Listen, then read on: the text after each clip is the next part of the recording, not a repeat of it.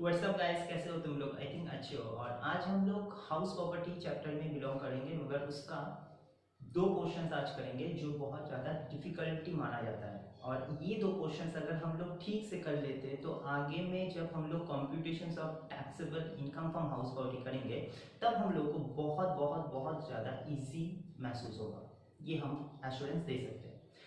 तो सबसे पहले हम लोग क्या क्या करेंगे वो देख लें। पहला पार्ट है वैकेंसी पीरियड। अगर वैकेंसी पीरियड रहता है तो हम लोग का ग्रॉस एनुअल वैल्यू कंप्यूट करने के टाइम में क्या चेंजेस होता है, पहला। और दूसरा पॉइंट ये है कि ग्रॉस एनुअल वैल्यू कंप्यूट करने के बाद नेट एनुअल वैल्यू हम लोग कैसे कंप्यूट करेंगे। तो ये दो काम आज हम लोग करेंगे, दो चीज, ठीक है। तो सबसे पहले बोल दे कि वैकेंसी पीरियड क्या होता है। वैकेंसी पीरियड का मतलब होता है कि कोई भी मंथ में, कोई भी कुछ दिन के लिए, कुछ मंथ के लिए टेनेंट उस टाइम पे नहीं था, यानी कि वो घर लेटिंग के लिए एडवर्टाइज तो किया गया था मगर उस टाइम पे टेनेंट नहीं आया था, कि उस टाइम पे लेटिंग नहीं था। यानी कि फॉर एग्जांपल अगर हम लोग 1 अप्रैल 2019 में, that is a previous year of 2020 and 21, सो अगर हम लोग प्रीवियस ईयर में 1 अप्रैल 2019 में होर्डिंग क्या एडवर्टाइज किया है कि मुझको ये घर को लेटिंग में देना है, भाड़े पे देना है, तो ऑब्वियस का बात है कि उसी दिन टेनेंट आएगा, ऐसा तो कोई बात नहीं है। हो भी सकता है, नहीं भी हो सकता है, ठीक। अगर हुआ तो अच्छी बात है, पूरा 12 महीना का हमको रेंट मिलेगा। मगर अगर टेनेंट आया 2 महीना के बाद, के 1 महीना के बाद, के 1.5 मंथ के बाद, तो मुझको उसी दिन से रेंट मिलना स्टार्ट होगा।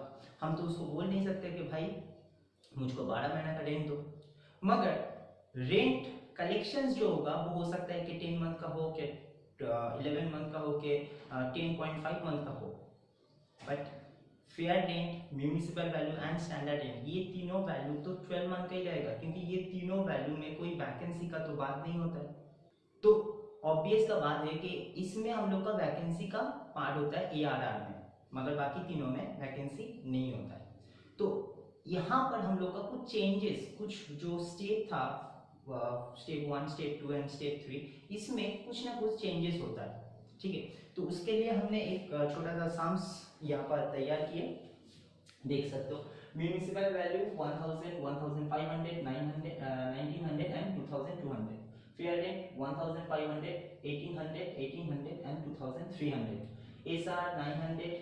इन ए का मतलब होता है नॉट एप्लीकेबल, यानी कि वो घर स्टैंडर्ड रेंट के लिए एप्लीकेबल नहीं है। हाउस 3 में 2000 है, हाउस 4 में एसआर है 2100। ARR 850, 1500, 2100 and 1200. Vacancy period 1 month, 2 month, 1.5 month and 2.5 month and 1.5 month। ये हमने कुछ कैलकुलेशंस के हिसाब से हमने सम्स को दिए। अभी हम लोग वैकेंसी पीरियड लेके ग्रॉस एनुअल वैल्यू कंप्यूट करेंगे, ठीक है ना। सो बात ये है कि हम लोग नॉर्मल जो कैलकुलेशंस जानते हैं वो सर ये है कि municipal value and fair rent whichever is higher that is 1500, ठीक है। 1500 हो गया। फिर 1500 एंड स्टेप 2 के साथ एसआर यानी कि 900 है सर, तो ये 900 मेरा स्टेप 2 का आंसर होगा, ये भी हम लोग जानते हैं। और 900 and step 3 ARR whichever is higher, MV and FR whichever is higher. First step का answer and also second step का जो एसआर होता है व्हिच इज लोअर देन जो सेकंड स्टेप का आंसर होता है उसके साथ ARR actual rent receive which is higher, यानी कि बड़ा छोटा बड़ा। तो इसके हिसाब से अगर हम लोग देखेंगे तो 850 हम लोग को आंसर आना चाहिए, सॉरी 900 हम लोग को आंसर आना चाहिए। बट यहाँ पर एक छोटा सा प्रॉब्लम क्रिएट है, that is a 1 month vacant. 1 month vacant का मतलब ये हुआ कि 1 महीना हमको रेंट नहीं मिला। क्यों नहीं मिला? क्योंकि वो मुझको रेंट कैसे पे करेगा, उस टाइम पे तो वो था ही नहीं। तो अगर वो उस टाइम पे था ही नहीं तो हम उससे भी रेंट नहीं ले सकते। मगर प्रॉब्लम ये है कि बाकी ये जो 3 वैल्यू है ये 12 मंथ का है।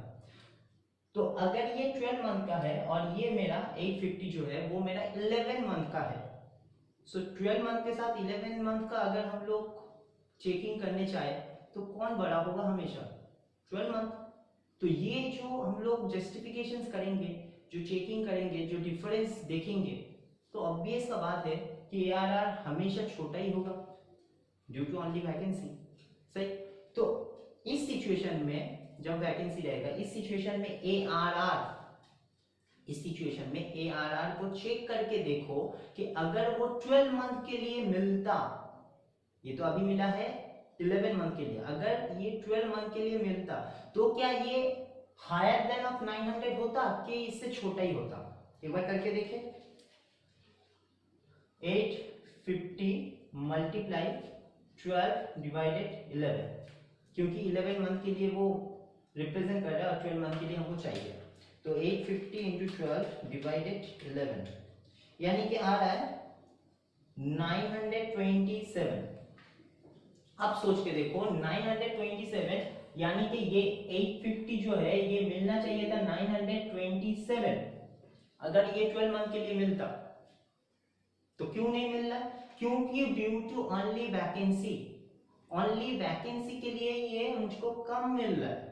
सो अगर ये वैकेंसी के लिए ही कम मिल रहा है, सो उस टाइम पे हम लोग को रूल्स को थोड़ा सा चेंज करना पड़ेगा, एंड जो छोटा अमाउंट है, जो लोएस्ट अमाउंट है, वही लोएस्ट अमाउंट को हम लोग को एज ए GAV मानना पड़ेगा। बात समझ में आया? थोड़ा सा कंफ्यूजन है जगह, फिर भी हम फिर से बोल रहे हैं, अगर हम लोग का सेकेंड स्टेप का आंसर ARR से हायर देन हो रहा है वैकेंसी के बाद भी, सेकेंड स्टेप का आंसर हायर देन हो रहा है ARR से वैकेंसी करने के बाद भी, तो जाके उस टाइम पे हम लोग को जो रूल्स है higher than, lower than and higher than, उस टाइम पे वही फॉलो होगा। मगर अगर सेकेंड स्टेप 12 महीना सेकेंड स्टेप का आंसर जो आ रहा है और ARR जो है वो ARR अगर वैकेंसी में है तो वो ARR को पहले 12 मंथ में कन्वर्ट करके देखो। अगर ये 12 मंथ कन्वर्ट करने के बाद सेकेंड स्टेप के आंसर से ARR हायर हो रहा है, तो जो ARR एक्चुअली तुमको मिला लोएस्ट अमाउंट, वही लोएस्ट अमाउंट तुम्हारा हो जाएगा ग्रॉस एनुअल वैल्यू। ठीक है, फिर से और एक घट दिखा रहे तो शायद तुम लोग समझ पाओगे। पहले देखो 1500 एंड 1800, तो 1800 होगा, फिर 1800 और इसमें तो है ही नहीं तो 1800 ही होगा सेकंड स्टेप में भी। नाउ 1800 एंड 1500, सर 1800 आंसर होगा, बट 2 मंथ का फिर से वैकेंसी। तो अब क्या करना होगा? अब हमको एक बार फिर से 1500 जो मुझको मिला वो कितना मंथ के लिए मिला होगा? 10 मंथ के लिए, क्योंकि 2 मंथ तो वैकेंसी था। तो ये 1500 जो मिला वो 10 मंथ के लिए, तो 12 मंथ के लिए कितना होता? आओ देखें।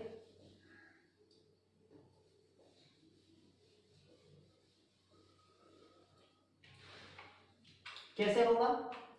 1500 इंटू 12, क्योंकि 12 में हमको कन्वर्शन करना है, डिवाइडेड 10, तो कितना होगा? 150 इंटू 12 यानी कि ऑल्सो 1800। अब ये अगर पूरा साल भी मिलता तो मुझको ये 1800 ही मिलता, 1800 ही मिलता। सही। अगर 12 महीना ही मिलता, वैकेंसी नहीं होता, तो मुझको रेंट कलेक्शंस कितना होता? 1800, और यहाँ पर भी 1800 है। अब तो ये तो स्प्लिट पॉइंट में आ गया, मतलब इसमें तो कोई चेंजेस का बात ही नहीं है। तो हम लोग इस सिचुएशन में किसको लेंगे? ऑब्वियसली लोएस्ट ARR को। लोएस्ट ARR कितना है? 1500, यानी कि इस सिचुएशन में भी 1500 आंसर होगा। सर 1800 क्यों नहीं हुआ? किसी का मन में क्वेश्चन आ सकता है, सर 1800 तो हम लोग निकाले 12 महीना का। भाई 1800 निकाले इसलिए क्योंकि हमको चेक करना था, एक्चुअली का 1800 हमको मिला नहीं। तो सर क्यों हम 1500 को ले रहे? एक्चुअली तो नहीं मिला, because of due to only vacancy, if the ARR lowest from the second step answer, then check out the 12 month calculations, and if the ARR will be greater than of the second step answer, then the lowest amount of the ARR will be taken as the GAV, gross annual value. Okay, चलो next को देखते हैं। 1900 and 1800, so it will be 1900 first step answer, 1900 and 2000 ऐसा, तो also are 1900 क्योंकि which is lower. Now 1900 and 2100, but sir यहाँ पर भी तो वैकेंसी है, बट यहाँ पर वैकेंसी होने के बाद भी ARR मुझको ज्यादा ही मिला, तो हमको क्यों चेक करना, हमको चेक करके भी तो ज्यादा ही आएगा और वैसे भी ज्यादा ही है, तो इस सिचुएशन में हमको चेक करने का दरकार नहीं है। नॉर्मली हम लोग बोल सकते हैं कि 2100 ही होगा आंसर। क्यों? क्योंकि ये ऑलरेडी बड़ा है, ऑलरेडी ग्रेटर देन है, सो ऑब्वियसली हमको 12 मंथ करने के बाद भी ये और भी ग्रेटर देन हो जाएगा, तो करके क्या फायदा। Okay, now fourth house 2200 and 2300, तो आंसर विल बी 2300, ठीक है। 2300 and 2100, तो answer will be 2100, is that which is lower, and 2100 and 1200, sorry 1200, but यहाँ पर हम डायरेक्ट आंसर नहीं बोल सकते कि 2100 ही होगा, क्योंकि यहाँ पर वैकेंसी पीरियड है 1.5 मंथ, तो यहाँ पर कैलकुलेशंस कैसे होगा। 1.5 मंथ का अगर हमको वैकेंसी है तो हमको कितना महीना के लिए मिला होगा, हमको 10.5 मंथ के लिए मिला होगा। कैसे निकालेंगे सर, 12 महीना मतलब 12 से अगर 1.5 को माइनस कर दोगे तो 10.5 होगा, तो यहाँ पर ये जो 1200 है वो कितना महीना को रिप्रेजेंट कर रहा है सर, 10.5 मंथ को, और हमको कितना महीना का चेक करना है, 12 मंथ का, तो देखो 1200 into 12 divided 10.5, सो आ रहा है 1371। अब देखो यहाँ पर ये 1200 की जगह में कितना मिलना चाहिए था, 1371।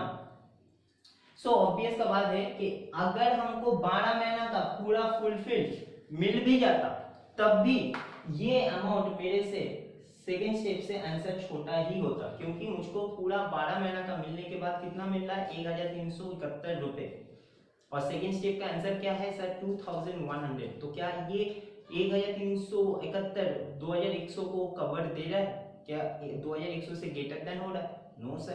तो इस सिचुएशन में ड्यू टू ओनली वैकेंसी माना नहीं जाएगा। क्यों? क्योंकि अगर वैकेंसी नहीं भी होता तब भी तो तुम कम ही मिलता तुमको। अगर वैकेंसी हुआ है ठीक है, तुम रो रहे हो वैकेंसी है, चलो एक बार देख ले कि 12 महीना का मिलता तो कितना मिलता, ठीक है। अब 12 महीना का जब मिला तब मुझको देखने में आ रहा है कि 1371, मान लो कि 1400, मान लो कि 1400, फिर भी तो तुम्हारा 2100 से कम ही आ रहा है, तो उस सिचुएशन में तुम क्या कैसे चिल्ला के बोलोगे कि मेरा वैकेंसी था इसलिए हमको कम मिल रहा है, क्योंकि वैकेंसी नहीं भी होता तब भी तो तुमको कम ही मिलता।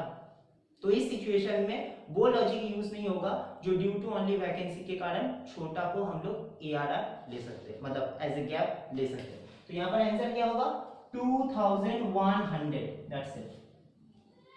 क्यों? क्योंकि यहाँ पर कोई रीजन ही नहीं है वैकेंसी का, वैकेंसी होने के बाद भी हमको ज्यादा नहीं मिल रहा था, हमको कम ही मिल रहा था। बात समझ में आया? ठीक है, इसके ऊपर और एक समझ भी करेंगे, फिर हम लोग नेट एनुअल वैल्यू हम लोग कंप्लीट करेंगे, ठीक है ना। चलो, सो नेक्स्ट क्वेश्चन में आते हैं, ये भी वैकेंसी पीरियड का ही सम्स है। क्या बोल रहा है देखो, SP the owner of the 2 houses and compute the gross annual value। 2 घर दिया है, म्यूनिसिपल वैल्यू इतना इतना, अच्छा पहले हम उठाते रहे, क्या क्या बोला है उसको उठाते रहे। So house 1 and house 2 municipal value कितना दिया है, 36,000, सो 36,000 एंड इसका दिया है 20,000। ओके, नाउ एफआर दिया है 37,500 and 18,000, SR 25,000 and 14,000, ARR 23,600 and 18,000, और वैकेंसी पीरियड है 2 मंथ का, और यहाँ पर वैकेंसी नहीं है, और अनरियलाइज्ड रेंट है यहाँ पर नील और यहाँ पर 2500 का। ये हम लोग का सम्स है। अब बहुत अच्छा से समझना कि सबसे पहले हम लोग को क्या चेक करना चाहिए, हम लोग को ये चेक करना चाहिए कि municipal value and FR which is higher, municipal value 36,000, ठीक है। फिर 36,000 and 25,000 SR which is lower, that is 25,000। Now 25,000 and 23,600 sir 25,000, but यहाँ पर वैकेंसी फिर से है, तो ये जो 23,600 मिला है ये कितना महीना के लिए मिला होगा, ये 10 मंथ के लिए मिला होगा, क्योंकि 2 मंथ तो वैकेंसी है।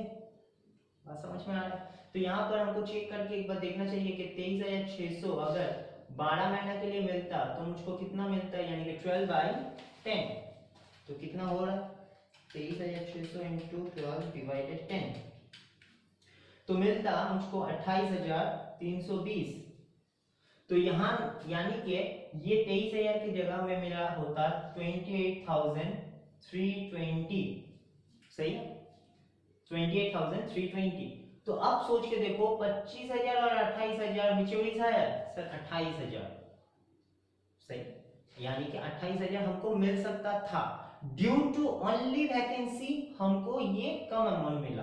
तो इस सिचुएशन में क्या होगा सर, जो हमको कम मिला वही मेरा GAV हो जाएगा, सिंपल कॉन्सेप्ट, ठीक है। अब इस घर में आए तो 20,000 and 18,000 that is 20,000, 20,000 and 14,000 that is also 14,000, 14,000 and 18,000, vacancy तो नहीं है और वैसे भी बड़ा ही है, वैकेंसी होता भी तब भी ये ARR देख लो 18,000 है तो बड़ा ही है, तो हमको 18,000 ही सर करना है। सर UR का तो कुछ काम ही नहीं किया आप, UR जो अनवेरियस रेंट है, आपने तो बोला था कि जब हम लोग कंप्यूट द रेंट रिसीव करेंगे ARR एक्चुअल रेंट रिसीव, उस टाइम पे तो UR एंड VP हमको लेस करना था। सोच के देखो, रिसीट, ये दो वर्ड को याद रखना, receipt and receivable, receipt and receivable, दो वर्ड में डिफरेंस है। रिसीवेबल का मतलब होता है कि जो हमको मिलने वाला है, यानी कि एनुअल रेंट, और रिसीव का मतलब होता है जो मुझको मिल चुका है एनुअली, यानी कि जब मुझको रिसीट दिया है ARR एक्चुअल रेंट रिसीव, तभी ARR से ARR कंप्यूट करने के टाइम पे हमने UR एंड VP को माइनस करके ही तो निकाला होगा। जो मुझको नहीं मिला वो कैसे हम बोल सकते कि रिसीव हुआ, वो तो माइनस करके ही रिसीव हुआ होगा। मगर जब रिसीवेबल बोलता है यानी कि हमको मिलने वाला है, तब ऑब्वियस का बात है कि उस टाइम पे मुझको UR एंड VP दोनों को ही माइनस करना होगा। बात समझ में आया? सो ये कॉन्सेप्ट याद रखना कि अगर रिसीप्ट बोला है तो हमको VP और UR दोनों ही लेस करना नहीं होगा। हाँ, VP को कैलकुलेट करके, ये 12 मंथ में एक बार कैलकुलेट करके देखना होगा कि हमको ज्यादा मिला कि कम मिला, वो बात है। मगर देखो इस सिचुएशन में भी हम लोग कुछ VP को माइनस नहीं कर रहे, VP को माइनस नहीं किया, VP को जस्ट कैलकुलेट करके देखना चाहे कि हमको अगर 12 मंथ का मिलता है तो कितना मिल सकता था, सही।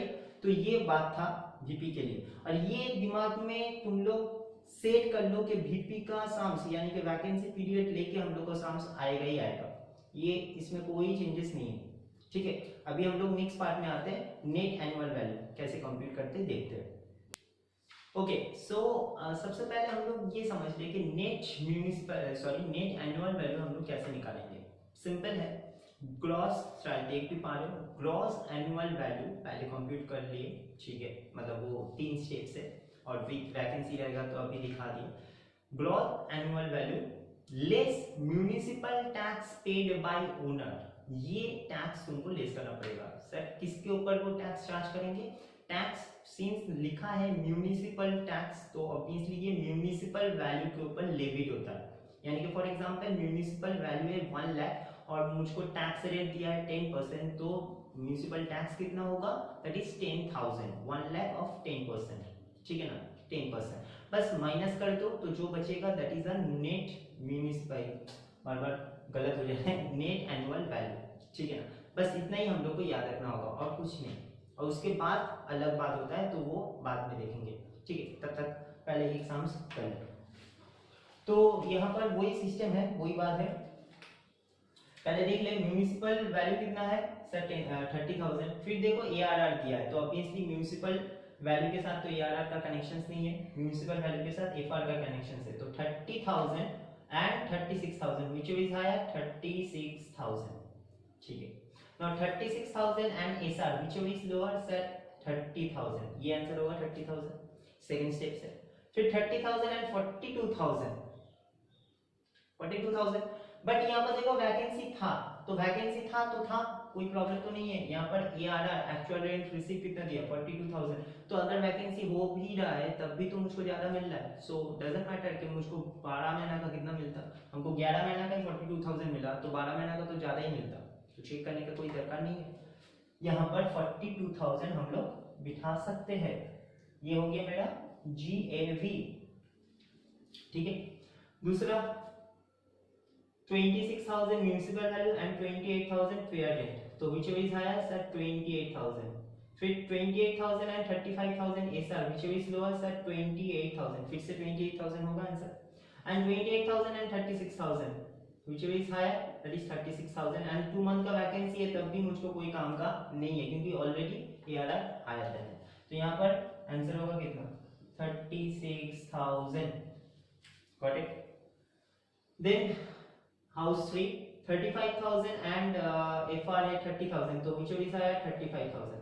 now 35,000 एंड SR है 36,000 which is lower सर 35,000, क्योंकि 35 एंड 36 में which is lower 35। now 35 and 30 sir 35 होना चाहिए, बट यहाँ पर देखो फिर से वैकेंसी है तो एक बार चेक करके देख लो, यानी कि 30,000 कितना महीना के लिए मिला होगा, 3 महीना वैकेंसी है तो 9 महीना के लिए मिला होगा। 3 मंथ एम्प्टी था, घर फांका था, तो 12 डिवाइडेड 9 करके देख लो 30,000 इंटू 12 डिवाइडेड 9 यानी कि 40,000, यानी कि अगर पूरा साल भर मिलता तो ये मुझको 30,000 की जगह में 40,000 मिल सकता था, बट नहीं मिला due to only reason of vacancy. तो फिर से हम बोल रहे हैं कि अगर वैकेंसी के लिए छोटा है ARR तो वो छोटा को ही, वो लोएस्ट अमाउंट को ही हमको ग्रॉस एनुअल वैल्यू मानना पड़ेगा। तो यहां पर आ जाएगा क्या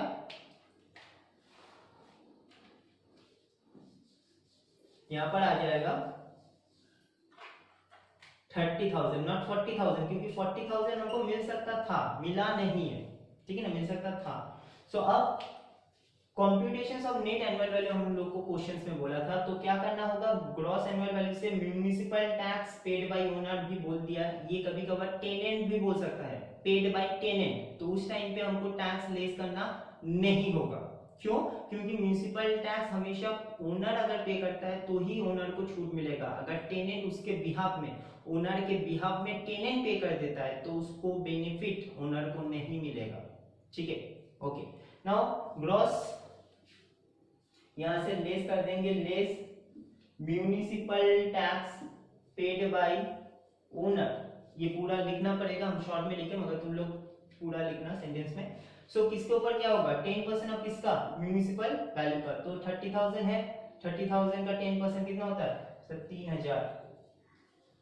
10% ऑफ किसका 26,000, तो क्योंकि म्युनिसिपल वैल्यू 26,000 है तो 26,000 ऑफ 10% कितना सर 2,600, और 15% ऑफ 35,000 कितना होता है 35 इंटू 15% सर 5,250।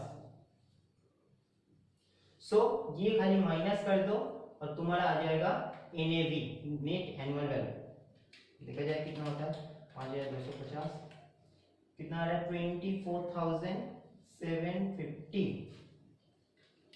36,000 माइनस 2,600 33,400, और यहाँ पर हो रहा है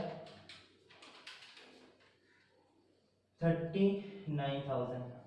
तो ये हो गया क्या, ये हो गया NAV नेट एनुअल वैल्यू। बस इतना ही हम लोग को साइंस में था। बस हम लोग को अगर इतना तक क्लियर कट आ जा रहा है तो बाकी जो पोर्शन है हम लोग का इनकम फ्रॉम हाउस प्रॉपर्टी का जो टैक्स कैलकुलेशन वो बहुत ज्यादा इजी हो जाएगा, क्योंकि इतना ही तक हम लोग का मेन बोल सकते हो झमेला है, बोल सकते हो कि थोड़ा सा मुश्किल है, थोड़ा सा प्रॉब्लम है, ये बोल सकते हो। मगर इसको अगर तुम लोग ठीक से कर लिए तो बस हो गया। बाकी और जो क्वेश्चंस है उसमें कोई बड़ी बात नहीं है, ठीक है ना। यानी कि इसको लगा डाला तो इनकम फ्रॉम हाउस प्रॉपर्टी झींगा डाला, ठीक है। सो इतना ही तक आज हम बोल रहे हैं। नेक्स्ट क्लास से हम लोग इंटरेस्ट ऑन लोन के ऊपर हम लोग कुछ बात करेंगे, यानी कि डिडक्शंस के ऊपर और स्टैंडर्ड डिडक्शंस इसके बाद जो होता है 24 में, वो भी हम लोग बात करेंगे, ठीक है ना। तो नेक्स्ट क्लास में मिलते हैं, बाय।